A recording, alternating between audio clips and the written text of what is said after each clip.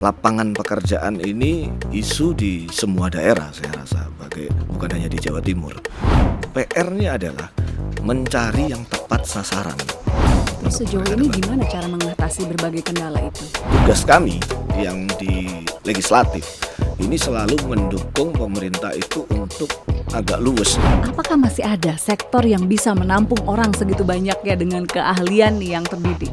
PR-nya adalah tidak semua orang melek digital, tidak semua orang bisa menggunakan aplikasi, tidak semua orang punya smartphone.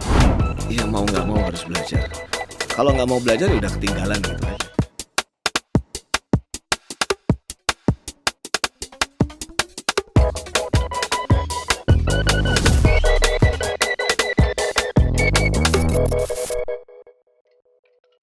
Halo sedulur Kompas TV, piye kabare? Seneng banget podcast saja Sapa Jatim kembali menyapa Anda kali ini. Dan kita masih menghadirkan tokoh-tokoh inspiratif di Jawa Timur. Dan kita juga masih ngobrolin soal informasi terkini di Jawa Timur. Dan tentunya masih bersama saya Virgianti Kusuma. Kita kali ini menghadirkan perbincangan soal membangun karir di tanah sendiri, masa depan anak muda Jawa Timur bersama narasumber inspiratif kita kali ini Bapak Erik Komala SH, Magister Hukum. Ini sebenarnya panggilannya Bapak, Koko, atau Mas, atau Bro cocoknya. Panggil Bro aja deh. Bro Erko ya. Yeah. Saya lihat di Instagramnya namanya Bro Erko. Apakah memang wajib kudu harus gitu ya semua orang PSI, Partai Solidaritas Indonesia itu harus dipanggilnya bro sama sis? Dulunya begitu. Oh, kalau sekarang gimana? Dulunya begitu, sekarang enggak. Oh, enggak. Jadi sekarang begitu, kita emang partai anak muda, diidentikan dengan partai anak muda, jadi manggilnya bro dan sis. Berarti tampilannya harus dijaga tetap anak muda gitu ya? Iya, jiwanya harus muda. Oh, mantap banget. Nah, ngobrolin soal tokoh yang satu ini. Beliau adalah anggota DPRD Provinsi Jawa Timur periode 2024 sampai 2029 dan sekarang di Komisi A. Ini Komisi A itu sebenarnya ngurusin segala sesuatu yang agak ruwet dan jelimet ya?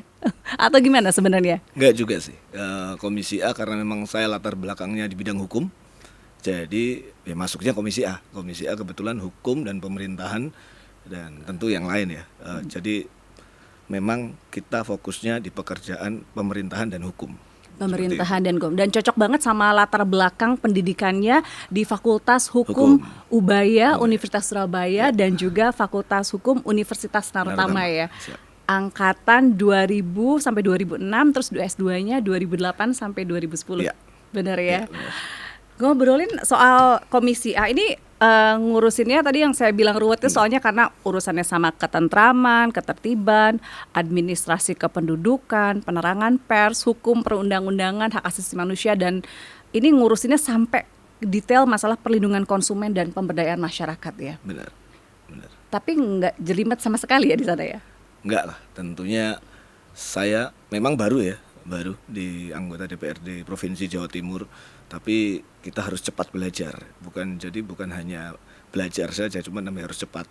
Apalagi saya masih satu-satunya di Provinsi Jawa Timur, jadi bisa dibayangkan saya nggak punya senior, saya nggak punya teman satu partai di sana, dan saya juga susah ya untuk mungkin minta ilmu dari senior lain atau partai lain, jadi bisa dapat dipahami, ya saya harus cepat belajar seperti itu.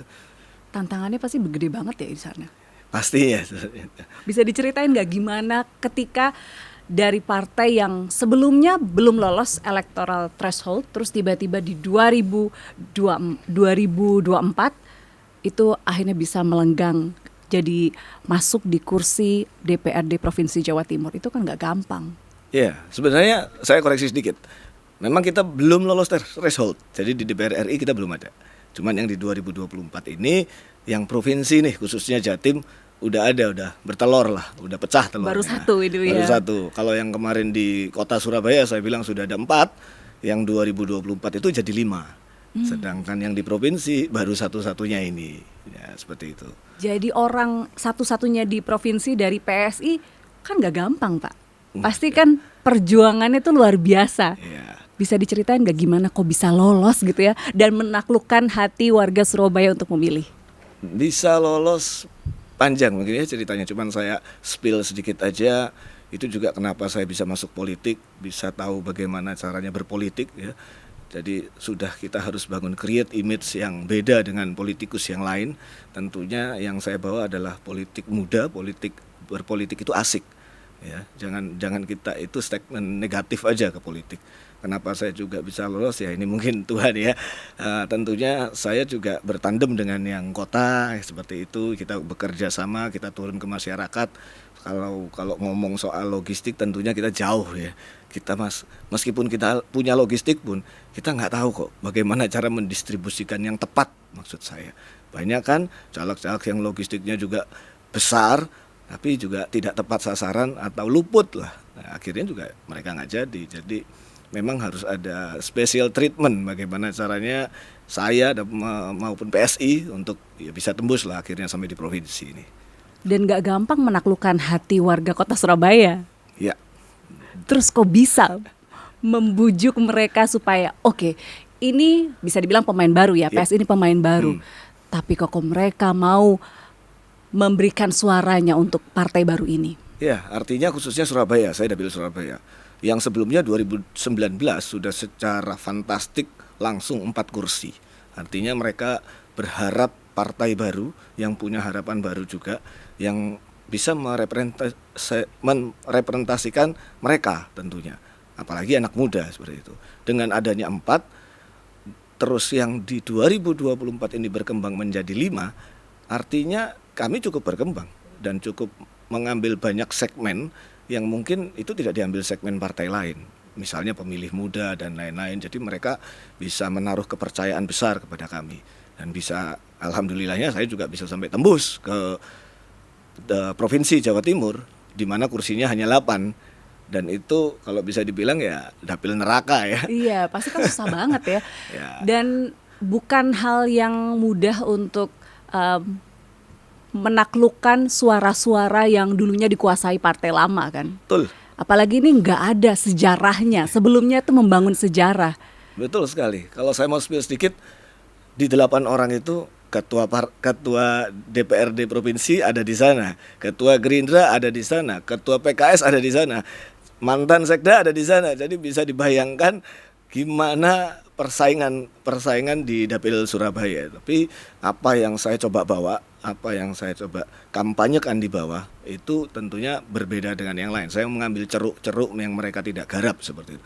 Kalau kita mau main di ceruk yang sudah terlalu besar dan mereka sudah dalam istilahnya udah katam, sudah bertahun-tahun di sana, ya kita nggak mungkin dapat suara.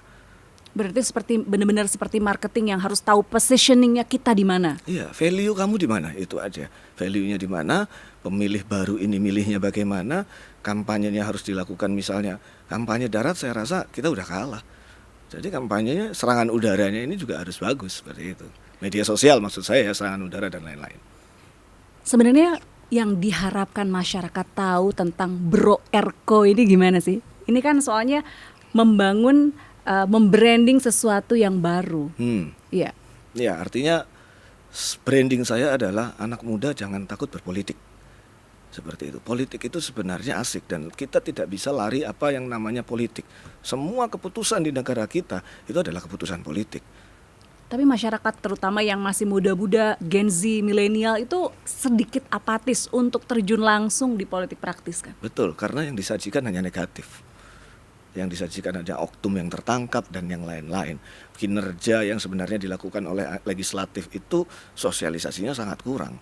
Bahkan mereka pemilih di kalangan yang mahasiswa ataupun SMA itu nggak tahu di gedung DPRD itu kerja ngapain sih, ada apa sih. Di situ ada fasilitas umum loh sebenarnya, ada perpustakaan, boleh ke sana. Jadi biar mereka tahu kinerja DPRD ini bagaimana. Jadi kalau nggak akan tahu yang bagus-bagus diekspos ya susah juga. Sebenarnya kan kalau secara karir profesional Bro Erko ini udah oke loh ya. Sebagai advokat di Itunir Samidi dan Partners, Budi Sampurno, terus akhirnya punya perusahaan sendiri juga di Prime Law Firm Surabaya, kemudian juga CEO PT Solusi Indonesia Persada. Ngapain gitu masuk ke politik? Pasti kan itu juga jadi pertanyaan keluarga ya. Iya, jadi saya juga nggak punya mimpi ya, nggak punya mimpi untuk jadi pejabat ataupun manusia politik lah bahasanya. Apalagi keluarga juga sudah awalnya juga menentang juga. Pasti kan diwanti-wanti, aduh jangan nanti Iya. kenapa-kenapa gitu kan. Jangan bersentuhan lah dengan yang namanya politik. Tapi ketika saya terjun langsung, waktu awal saya itu awalnya jadi ketua tim kampanyenya Mas Eri ya, wali kota yang periode pertama waktu itu. Nah disitulah mulai mata saya terbuka, terdelik. Saya ikut ke bawah, saya ikut kampanye turun, itu baru saya tahu bahwa kebijakan pemerintah khususnya kota waktu itu banyak yang nggak sampai ke mereka itu. Jadi mereka itu nggak tahu apa ada misalnya ada BLT, misalnya ada pelatihan kerja yang dilakukan oleh pemerintahan kota Surabaya waktu itu. Banyak sekali program itu mereka nggak ngerti, mereka nggak tahu.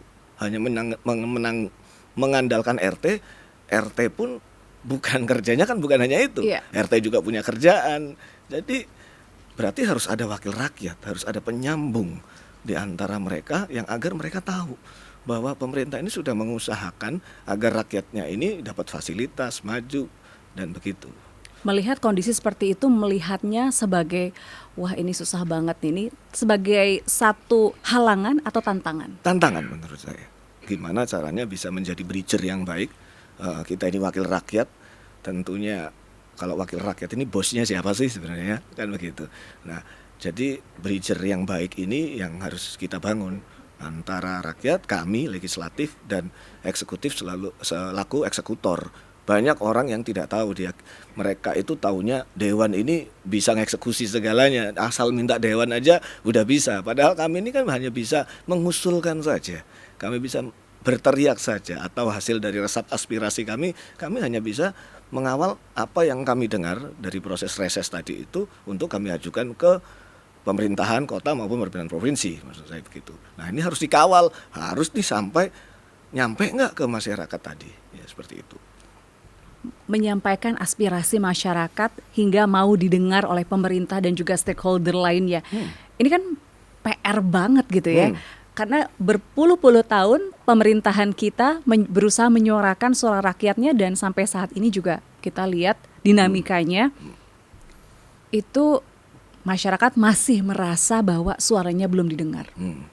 Kalau melihat fenomena seperti itu gimana Bro Erko? Jadi gini, ini adalah apalagi perkembangan teknologi ya.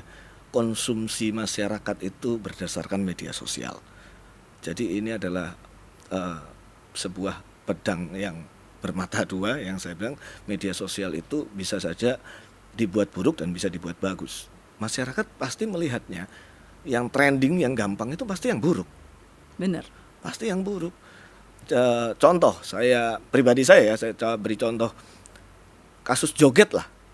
Ya. Nah, itu kan udah langsung kemana-mana kasus joget ini. Padahal mungkin dari sudut pandang, saya tidak membela yang satu ya, untuk dari sudut pandang yang lain, mereka hanya berjoget karena ada alunan nada yang bisa membuat mereka ini berdiri dan berjoget. Kan seperti itu. Tapi ada asumsi lain, berjoget karena sebelum alunan nada itu ada pengumuman, misalnya ada tunjangan yang naik atau ada apa. Nah ini kan perspektif dari mana dulu seperti itu. Jadi, salah satu keunggulannya PSI ini adalah mampu memainkan atau menguasai sektor-sektor yang mungkin belum dikuasai oleh para pemain politik yang senior gitu ya. Salah satunya adalah sosial media, sementara PSI ini jagonya. ya. Nah ini juga berarti bisa mengendarai sosial media untuk membolak-bolak hati para pemilihnya ya. Betul. Jadi di PSI khususnya kita selalu dianjurkan untuk upload berita itu yang sesuai dengan faktanya. Mau perih, mau jelek, ayo kita upload. Jadi supaya ada pembandingnya. Jangan misalnya memang pemerintahan atau eksekutif itu berbuat yang salah, kita juga harus ngeklaim salah-salah terus, tapi kita harus memberikan edukasi bahwa kita bukan membela yang salah, tapi memang ada pelanggaran yang mereka lakukan yang seperti ini. Harusnya jalannya itu harusnya seperti ini. Jadi pemahaman lewat media sosial yang singkat itu mungkin lebih tepat pada saat sekarang. Nggak mungkin lagi kita kirim buku suruh mereka baca, kan begitu. Oke, nah ini kalau tadi ngobrolin soal Bro Erko di PSI ya, bagaimana dulu ketika bergabung terus kemudian berhasil menjadi sejarah di DPRD Jawa Timur sebagai orang PSI pertama yang berhasil tembus di Jawa Timur. Tapi kita juga ingin membagi informasi kepada masyarakat. Sebenarnya Bro Erko ini di rumah itu seperti apa sih? Seorang bapak, sudah menikah? Udah. Oh sudah. Seorang bapak, suami yang seperti apa? Ya, biasa aja lah ya. Yang pasti dengan kesibukan sekarang saya pasti menyempatkan waktu untuk keluarga ya, untuk anak terutama. Ada anak saya yang masih satu yang masih SD, kalau yang satu udah SMA. Jadi udah aman. Jadi karena masih ada anak SD ini ya udah butuh perhatian khusus, apalagi lagi senang-senangnya nih bermain nih. Jadi saya memang harus bisa meluangkan waktu antara pekerjaan, perjalanan dinas, dan ya sedikit menjelaskan lah bagaimana sih di perjalanan dinas ini yang saya harus ambil, harus ketemu, harus bagaimana. Jadi ya sudah harus pintar-pintar membagi waktu. Oke, jadi pekerjaan, keluarga, oke. Terus kemudian juga masih punya profesi lain juga sebagai di law firm, punya law firm dan juga CEO perusahaan gitu ya. Ini kan satu tantangan yang luar biasa dalam hidup ya, karena memegang beberapa peranan sekaligus. Tapi di samping memegang peranan yang luar biasa, juga masih sempat-sempatnya basket. Benar ya? Ya, kalau itu hobi aja lah. Sekarang basketnya biasanya di mana? Kalau udah lama sih udah nggak basket, cuman kadang yang kecil ini lagi suka-sukanya basket, jadi mintanya ditemenin dan diajarin terus. Jadi kalau kita udah gantung sepatu, sekarang udah harus beli sepatu lah kayak gitu lagi. Emang seberapa besar sih pengaruhnya olahraga gitu ya sama kinerja kita sebagai seorang anggota dewan atau sebagai manusia deh? Ya, kalau saya olahraga selain basket memang saya juga nge-gym dan yang lain-lain. Saya pikir itu sudah bukan suatu rutinitas yang harus saya lakukan, tapi kebutuhan. Jadi menjadikan sebuah kebutuhan. Jadi kapanpun bisa harus saya sempatin gitu. Apalagi dengan kesibukan yang harus saya lalui, fisik itu harus mendukung. Nggak bisa nggak lah. Tapi kalau kita lihat emang PSI bugar-bugar semua ya, masih muda Ya, terus bugar. Apa emang ada tuntutan khusus gitu ya dari Pak Ketua Umumnya untuk anak semua kader-kader saya ini harus bugar, kelihatan muda dan fresh? Iya. Jadi kelihatan mudanya sih ini karena fresh aja ya, karena fresh. Juga di PSI juga banyak kayak ketemu kita mendampingi, ada jalan sehat di Malang, terus kita ada futsal dan berbagai macam olahraga. Jadi itu rutin dilakukan sampai DPP pun. DPP pun. Sampai di tingkat DPP pun ada. Tingkat di DPP itu ada. Seminggu ada bisa sekali, kadang-kadang Karena 2 memang kali. ketumnya juga suka olahraga Suka juga. olahraga juga si ketum. Oh oke. Tapi memang tidak ada, apakah ini juga salah satu cara olahraga, branding olahraga ini sebagai salah satu cara untuk mendekati para simpatisan-simpatisan yang memang generasi muda? Yep, benar sekali itu. Jadi itu memang ceruk pasar di situ. Salah satu strateginya itu di situ. Untuk waktu dulu deketin warga kota Surabaya juga caranya gitu juga atau enggak? Saya dulu kampanye hampir seminggu ada 4 atau 5 kali itu senam, itu ikut senam. Senam?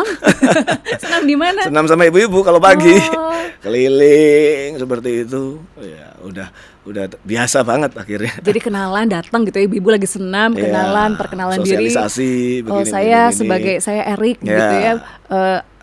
Akan mencalonkan diri Iya. di DPRD.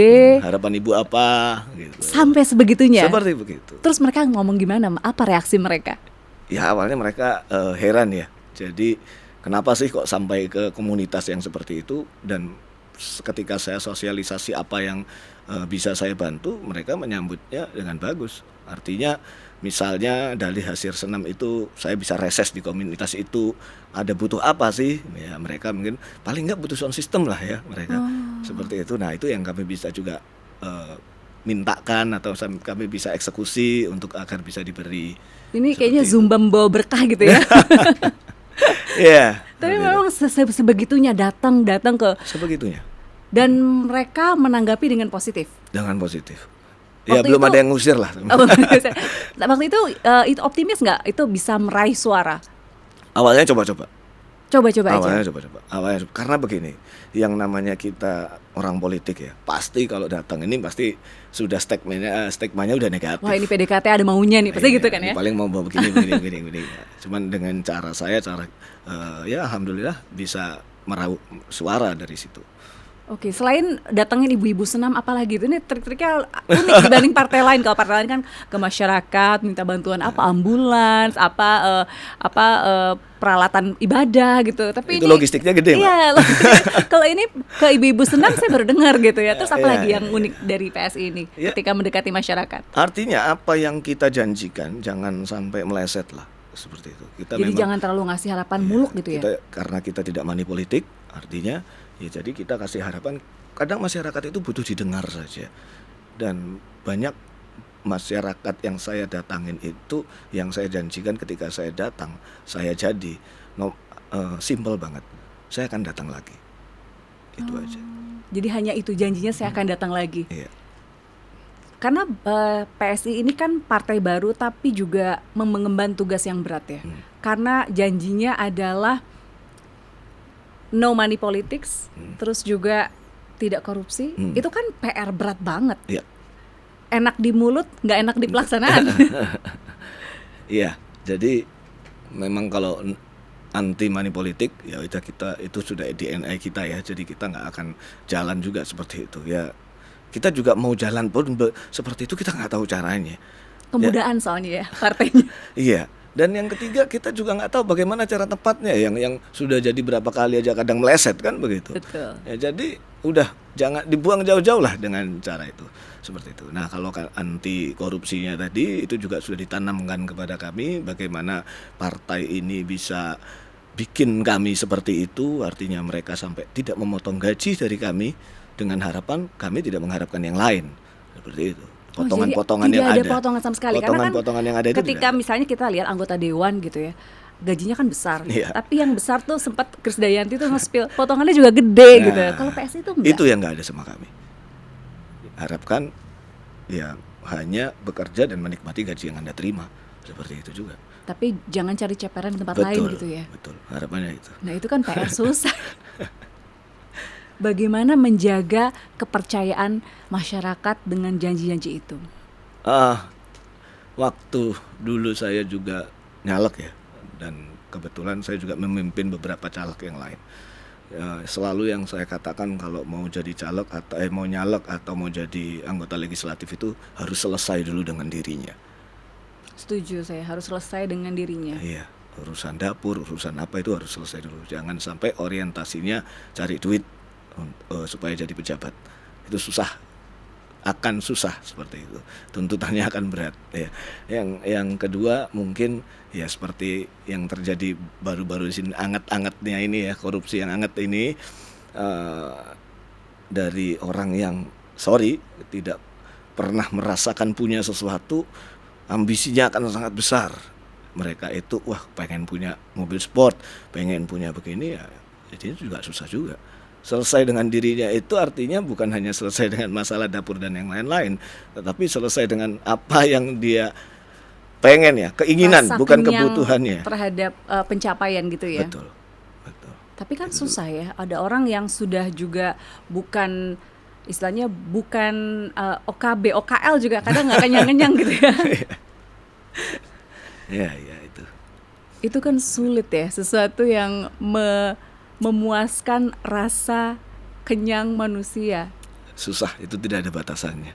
Oke. Tidak ada batasannya. Nah, kita sekarang balik lagi ke materi kita ya, Siap. yang ruwet-ruwet itu. Tapi ini mudah-mudahan dijawabnya nggak ruwet, santai aja lah ya. Siap. Saya nggak akan nanya yang susah-susah, yang ribet-ribet, enggak. Kita kan ngobrol masalah membangun karir di tanah sendiri. Generasi muda tuh sekarang udah mulai sedikit pesimis. Bisakah pemerintah menyediakan janji-janji bahwa mereka akan menyediakan lapangan kerja yang luar biasa besar, sementara sekarang trennya adalah pengangguran semakin tinggi? Ya, saya rasa ini PR semua daerah. Ya, pemerintah juga sudah melakukan segala cara untuk mengatasi ini, karena lapangan pekerjaan ini isu di semua daerah. Saya rasa bukan hanya di Jawa Timur. Dan bagaimana pemerintahan Jawa Timur menyikapinya? Contohnya sudah banyak balai latihan kerja yang dilakukan. Ada di dinas UMKM, ada di beberapa dinas. Itu sistemnya untuk melatih pelatihan kerja agar mereka menjadi siap kerja. Bahkan ada yang juga memberi permodalan dulunya. dimodalin rombong atau uang untuk supaya mereka bisa bekerja. PR-nya adalah mencari yang tepat sasaran. Ini tadi. Kalau kita ngomongnya datanya BPS, datanya Kemensos yang tidak pernah diverifikasi atau jarang sekali diverifikasi, itu susah. Sama dengan kasus BLT lah. Yeah. Ada yang artinya mampu dapat BLT, ada yang rumahnya punya mobil dapat BLT. Ya, ini based on that, balik lagi ke data. Berarti program-program yang disediakan oleh pemerintah juga banyak yang tidak tepat sasaran. Betul. Sehingga yang seharusnya menerima itu tidak bisa dapat dan akhirnya tidak bisa terbebas dari pengangguran maupun dari peluang usaha-usaha UMKM gitu ya. Iya, dan sosialisasi yang dilakukan oleh pemerintah pusat maupun di daerah, kalau saya di Jawa Timur, ini menurut saya kurang. Jadi banyak program yang ada di pemerintahan provinsi dari berbagai OPD atau dinas yang memang nggak sampai ke masyarakat. Dengan alasannya banyak ya, kriteria yang susah misalnya, terus verifikasi mereka itu adalah masyarakat yang tidak mampu masuk atau ada sebutannya masuk desil 2, desil 1 atau tidak. Ini regulasi-regulasi ini yang susah kadang. Terus sejauh ini gimana cara mengatasi berbagai kendala itu dari pihak pemerintah? Kalau dari pihak pemerintah ini mencoba memang memverifikasi data awalnya, dan tugas kami yang di legislatif ini selalu mendukung pemerintah itu untuk agak luwes ya, berubah pola pikir. Gimana kami yang turun ke lapangan menyerap aspirasi itu dalam tanda kutip paling tahu sekarang perkembangan di daerah dapil kami itu bagaimana, apa sih yang dibutuhkan, dan itu yang harus disinkronisasi pada program pemerintahan yang ada sekarang. Misalnya nih di daerah dapil kami banyak pengangguran tapi lulusan SMA, SMK. Berarti sebenarnya terdidik pengangguran yang betul, pengangguran dengan terdidik ya. Artinya sudah ada harus program yang tepat guna, bukan yang tidak tepat guna. Jadi nyambung gitu. Mereka bisa langsung kerja atau mereka bisa kerja sama dengan perusahaan. Kan banyak sekali itu. Baik, kemudian di DPR kan tentunya kita terus mendorong adanya berbagai kebijakan. Nah, untuk masalah ini terutama pengangguran dengan kondisi tenaga kerja terdidik, apa yang kira-kira bisa didorong kepada pemerintah untuk mengurangi pengangguran? Iya, jadi pemerintah ini sebenarnya sudah bikin beberapa cara. Ya, selain pelatihan tadi, ada juga platform digital. Ya, platform digital, pelatihan digital kayak yang dilakukan oleh Diskominfo itu sudah banyak sekali mengajarkan bagaimana literasi digital, bagaimana bukan pengangguran saja, orang yang membutuhkan pekerjaan ini, apalagi dari era yang medsos sekarang, mereka sudah sering melakukan pelatihan digital secara luring maupun secara daring. Nah, program seperti ini itu banyak harusnya yang ya seperti yang saya tadi bilang, PR-nya ini kita harus sosialisasinya lebih kencang lagi. Berarti selama ini ada gap sosialisasi dari pemerintah ke masyarakat. Kendalanya tuh kenapa ya? Apakah memang kurang canggih dalam merancang program atau masyarakatnya sendiri kesulitan memperoleh akses informasinya? Kalau kita ngomong Surabaya, perkotaan, akses informasi itu mestinya gampang. Kalau di daerah lain mungkin nggak seperti itu ya, akses internet masih ada yang kurang. Tapi kalau khususnya di Surabaya saya rasa aksesnya gampang. Cuman sosialisasinya ini yang mungkin terhenti. Bagaimana caranya memanfaatkan dong anggota dewan yang merupakan wakil rakyat ini supaya terus mensosialisasikan apa yang menjadi program pemerintahan provinsi tentunya. Banyak program yang sekarang ada Jatim Cetar, Jatim Sehat dan macam-macam itu. Cuman kalau tidak memang bisa disosialisasikan dengan baik, ya saya rasa hanya jadi program yang tidak bisa tereksekusi. Jadi nggak ketemu terus gitu ya antara yang menyediakan program tersebut dengan masyarakat yang berminat untuk mengikuti. Masyarakat merasa wah program-program kok nggak ada, padahal pemerintah sudah menyediakan, cuma nggak ketemu di tengah gitu tapi ya. Tapi kalau kita ngomong volumenya ya jelas kita nggak bisa, nggak mungkin terakomodir ya, susah memang, apalagi zaman sekarang.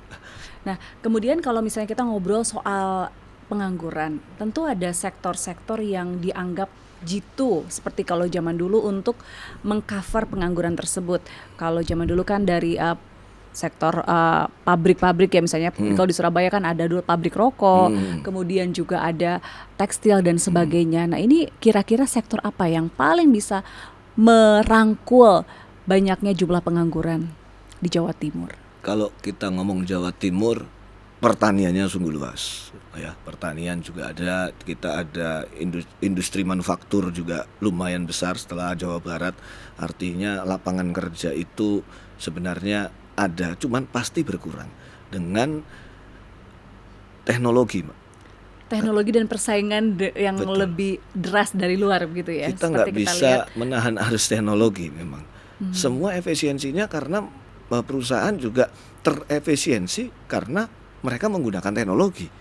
Banyak sekali pekerjaan-pekerjaan yang tergantikan oleh teknologi. Saya bilang bisa bilang AI, bisa bilang programmer yang dulunya harus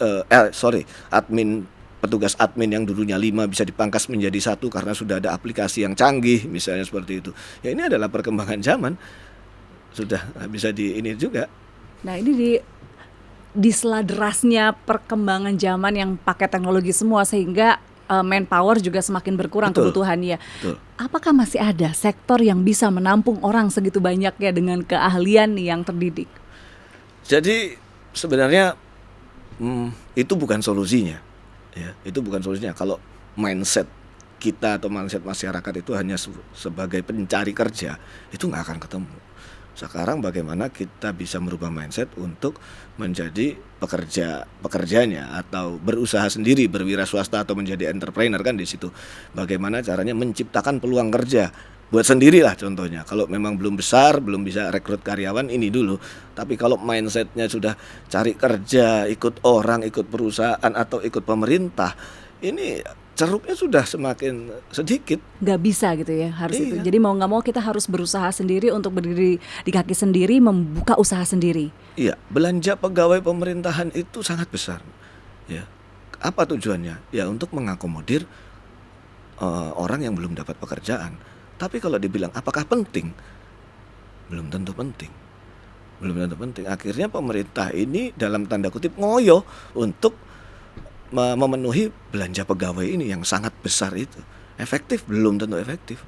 Kalau kita bisa evaluasi mungkin pekerjaan yang efektif, tapi kan untuk mengakomodir para pencari kerja. Jadi memang solusinya bukan di situ, tetapi menyediakan lapangan kerja mulai dari kecil, diri sendiri begitu ya, kemudian juga nanti akhirnya supaya besar baru bisa Ya, menampung bukan orang lain yang menyediakan lapangan kerja. membuat lapangan pekerjaan Iya. justru ya, Ya, pemerintahan harus memberikan pelatihan, memberikan kesempatan misalnya, memberikan untuk kesempatan berwirausaha. untuk berpendidikan juga. Kalau anggaran pendidikan ada murid-murid memang yang sekolah yang tidak mampu tapi pintar misalnya, bisa dikirim ke luar negeri untuk belajar tapi harus kembali ke sini untuk mengajari atau menjadi tenaga ahli di pemerintahan supaya punya insight baru. Bagaimana sih kita nonton negara maju? Kan negara maju juga mengalami perkembangan teknologi juga sama. Tapi bagaimana mereka mengatasinya seperti itu? Nah ini ada yang hal berbeda nih. Masyarakat Indonesia ini mungkin dari sistem pendidikan juga selama bertahun-tahun kita ini dididik untuk menjadi tenaga profesional. Kalaupun misalnya terdidik tenaga profesional, tetapi bukan sebagai seorang pengusaha. Sementara untuk menyelesaikan masalah pengangguran yang dibutuhkan adalah lebih banyak pengusaha-pengusaha baru yang ada di Jawa Timur dan di Indonesia. Betul, betul. Itu kira-kira apa yang salah? Ya, jadi tapi seperti yang saya ngomong, kalau mindsetnya pemerintahan juga hanya menyediakan lapangan kerja, akan kewalahan. Jadi mungkin harus mencari solusi. Contohnya yang tadi itu, bagaimana kita bisa mengirimkan putra-putri terbaik Jawa Timur misalnya untuk bersekolah di luar negeri dengan tentunya dengan beasiswa, dengan harapan mereka kembali, mereka bawa ide, bawa mindset baru, bawa ide baru untuk pemerintahan provinsi ini bisa bagaimana cari misalnya bikin usaha baru yang juga menyerap gitu. Kalau yang bidang usaha lama kan ini aja. Apa sih yang mau dibesarkan? Volume mau dibesarkan juga sudah susah kan begitu. Jadi harus ada cara yang kreatif menurut saya. Berarti industri kreatif adalah kunci untuk menyelesaikan masalah ini. Iya, sekarang bidang apa yang bisa lepas dari industri kreatif? Udah beda segalanya. Iya kan? kan tentunya dengan meramu begitu banyak orang baru yang kemudian juga masih muda, masih fresh dan mayoritas bekerja di industri kreatif. Yang ditawarkan sebenarnya seperti apa sih?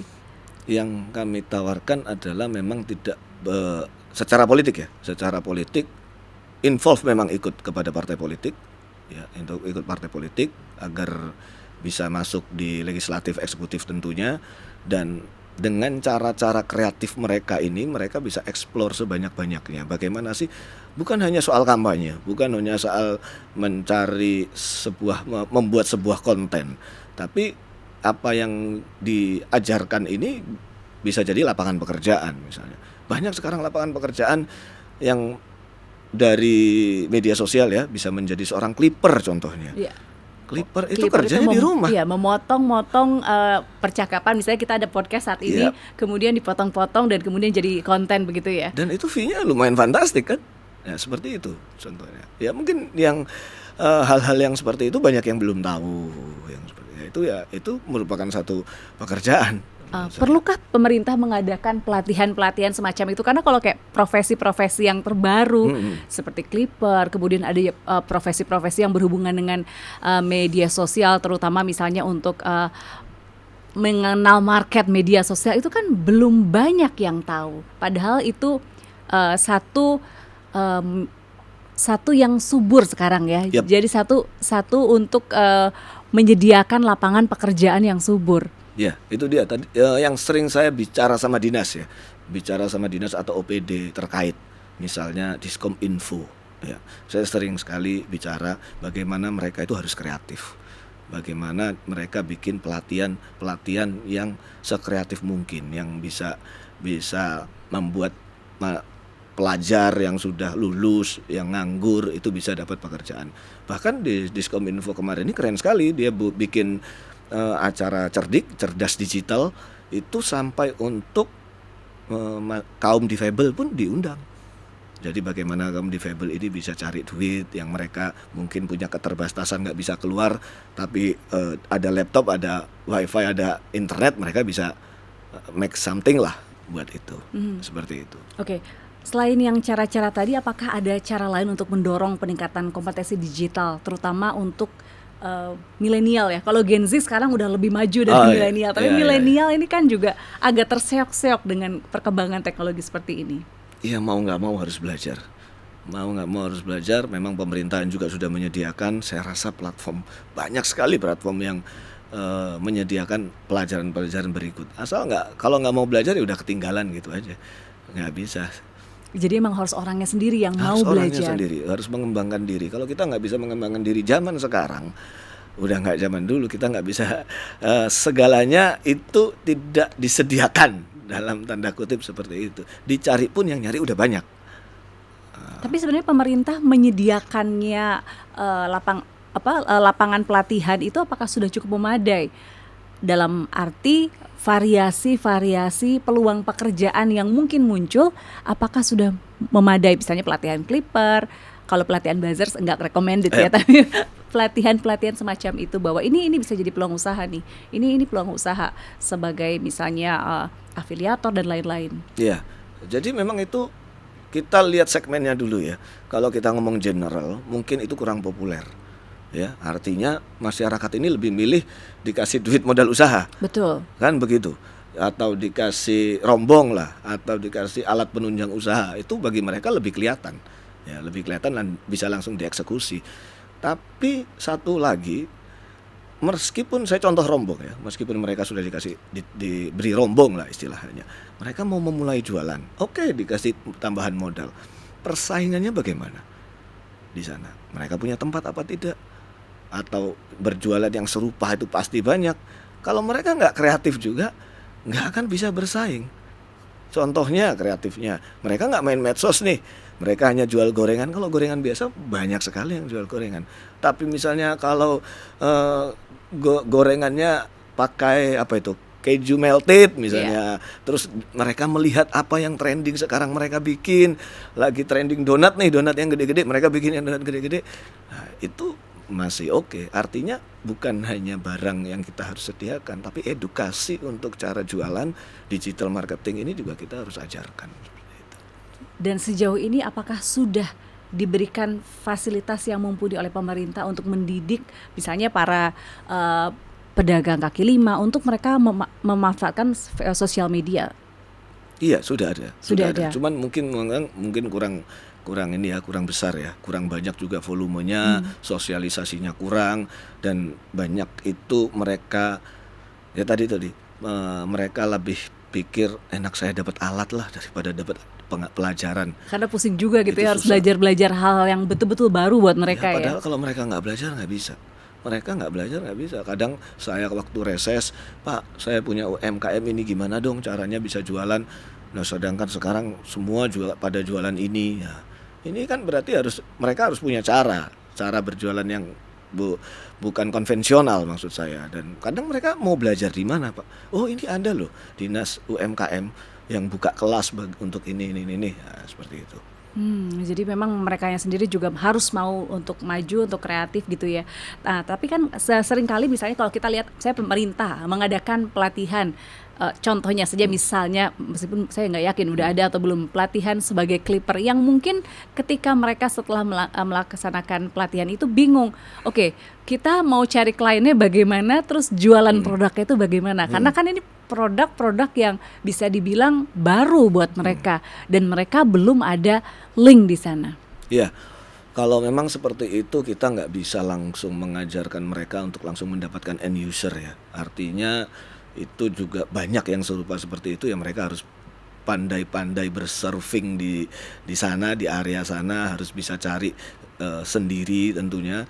Beda dengan UMKM secara fisik, misalnya tadi bantuan itu kadang pemerintahan itu bisa menyediakan tempat lapak untuk bekerja, bahkan kalau kami mengadakan event-event seperti kemarin 17 Agustus atau apa, yang diundang kan adalah UMKM untuk bisa jualan di sana seperti pasar rakyat. Nah, itu mungkin udah disediain, terus dikasih tempat untuk jualan, pasarnya ada, mungkin seperti itu. Tapi kalau di media sosial atau industri kreatif seperti itu, rasanya kami juga nggak bisa untuk menyiapkan pasarnya. Cuman rambu-rambunya, panduannya kan sudah ada. Jadi memang yang ikut pelatihannya juga harus kreatif sendiri untuk mencari bagaimana ceruk pasar itu produk mereka laku gitu ya. Bagaimana kita bisa masuk industri kreatif kalau orangnya nggak kreatif. Nah itu PR banget. Ya. Meskipun kreatif kan bisa aja kreatifnya jadul gitu kayak saya. Kreatif upgrade. Tapi jadul udah nggak kepake lagi di era sekarang ini. Mau nggak mau harus upgrade. Harus upgrade. Apakah sudah mumpuni semua pelatihan yang diberikan untuk mengupgrade itu tadi? Ya memang kalau saya akui memang belum mumpuni ya. Cuman kalau program ini terus dilakukan, artinya banyak masyarakat yang juga mendapatkan manfaat, tentunya volume kan juga kita bisa besarkan. Seperti itu. Jadi mungkin yang bantuan-bantuan lain yang biasanya nggak terlalu signifikan efeknya, ternyata dengan kita bantu satu anak belajar industri kreatif, ternyata dia bisa dapat lapangan pekerjaan buat satu desanya. Bikin apa kayak seperti itu. Berarti multiplier efeknya yang dicari gitu ya. Oke. Kemudian ini balik lagi nih ke yang sektor tadi jualan secara real. DPRD Jatim ini kan memastikan agar bantuan modal atau kredit UMKM bisa tepat sasaran. Tapi bisakah memantau supaya tepat sasaran? Pertanyaan saya. Itu PR besar memang ya. Jadi mau bantuan model apapun, pengawasan itu yang paling penting supaya tepat sasaran. Seperti tadi yang saya sudah bicara ya, banyak sekali bantuan itu yang tidak tepat sasaran karena berdasarkan data yang mereka punya ini sudah data yang tidak pernah di-upgrade atau diverifikasi ulang ya. Contohnya ada yang sudah meninggal aja BLT masih dapat warisan kan itu namanya. Nah, itu contoh kecil. Jadi artinya kalau mau bikin program, bikin bantuan, apalagi kredit uang nih ya, ini harus fungsi pengawasannya ini memang harus benar-benar dilaksanakan nggak ini program kerja ini. Mereka sudah bisa menghasilkan nggak dari sini dan dievaluasi. Jangan sampai mereka sudah buka, udah punya modal 1 bulan juga tutup. Habis itu didiemin, kita nggak lakukan evaluasi. Nanti tahun depan keluar lagi program seperti itu kan percuma. Jadi harusnya kita tahu kenapa kok bisa sampai tutup. oh percuma Pak kalau dapat begini kita tetap nggak bisa jual. Ya jangan bikin program yang kayak gini lagi sebenarnya. Berarti Kita bikin yang harus lain. ada terus evaluasi Iya gitu dong. ya. Iya, jangan hanya itu tadi gebiah uyah, yang penting kita udah bantu, jalan nggak jalan urusan lain. Iya kan, sama aja kemarin ya saya nggak ngomong ada program yang ngasih mesin jahit nih gratis, orangnya nggak bisa jahit dikasih mesin jahit. Nah, akhirnya kan jualan mesin jahit orang. Oh iya, usahanya jual mesin jahit karena Karena seperti itu. modalnya itu ya memang nggak bisa mereka mengoptimalkan modal yang sudah ada. Nah, ini balik lagi nih, saya harus tanya, di Surabaya ini kan ada sebenarnya aplikasi untuk membantu pihak-pihak yang membutuhkan pekerja dan memberikan pencari kerja ini supaya mereka mudah gitu, karena kan seringkali ya oke tadi kita ngobrolin soal sektor usaha, tapi kita juga tidak bisa memungkiri bahwa ada orang yang memang tidak bisa berusaha sendiri, mau tidak mau mereka harus cari kerja, kemudian mereka diberikan lapangan pekerjaan begitu ya, tapi kan seringkali tidak sinkron, yang nyari kerja sama yang kebutuhan pencari kerja itu nggak ketemu tuh. Nah ini apakah aplikasi semacam ini bisa menyelesaikan masalah itu? Ya, banyak aplikasi yang sudah dilakukan di kota-kota lain di Jawa Timur ya. Kalau di Surabaya itu sudah banyak sekali. Contohnya kalau memang UMKM di Surabaya itu ada Epeken ya. Waktu itu tujuannya supaya UMKM itu bisa daftar di aplikasi tersebut, dan ASN di kota Surabaya belanjanya harus di sana. Oh oke. Tapi saya juga malah belum dengar. Ya, Oke. belanjanya harus di sana. Jadi mereka harus menyisihkan berapa persen untuk gajinya, untuk harus belanjanya di sana. Nah, di sana macam-macam, mau dari beras, dari makanan itu tetap ada. Artinya pasti ada yang beli nih. Tapi apakah itu cukup? Belum cukup. Lebih besar supply-nya daripada demand-nya kan. Iya, karena marketnya terbatas gitu ya. Dan UKM yang ada di sana nggak bisa stay lanjut terus karena harus bergantian, peminatnya banyak ini. Nah, jadi tapi ini adalah langkah bagus. Jadi ASN-nya harus belanja di situ. Dan ini adalah langkah bagus. Ini juga sudah ditiru di beberapa kota misalnya. Dan kalau kita ngomong pencari pekerjaan, pemerintah kota maupun provinsi juga ada web yang seperti Jobseek lah ya. Iya. Nah, Jobseek seperti itu, tentunya kalau Jobseek ini kan kita nggak bisa pekerjaan yang ada di pemerintahan. Betul, harus yang sektor Karena kan swasta. CPNS kan, PNS. PNS kan ada ujiannya sendiri Betul, gitu untuk masuk. apakah itu P3K, pekerja paruh waktu, kan bukan seperti itu. Jadi mungkin Jobseek yang dilakukan oleh pemerintahan itu juga kerjasama dengan swasta tentunya. Nah, makanya aplikasi-aplikasi yang bisa membantu langsung seperti Epeken, ada LA Job, ada di Bojonegoro saya tadi dengar, ada juga yang baru mereka sudah launching, ya itu sebenarnya ngefek, Cukup membantu saya rasa. Oke. Terus apa yang perlu dievaluasi dari kinerja semacam itu dengan menyediakan aplikasi dan kemudian memberikan peluang untuk orang cari kerja?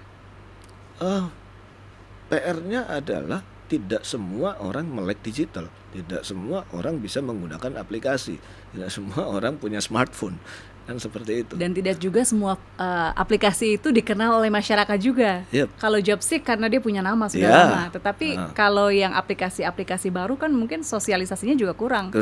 Seperti itu. Jadi memang sosialisasi ini kunci utama. Sebenarnya program dari pemerintah Jawa Timur tentunya memang berasal dari aspirasi-aspirasi yang kita dapatkan seperti itu. Kenapa yang saya bilang program ini nggak boleh kaku, karena dinamis sekali sekarang.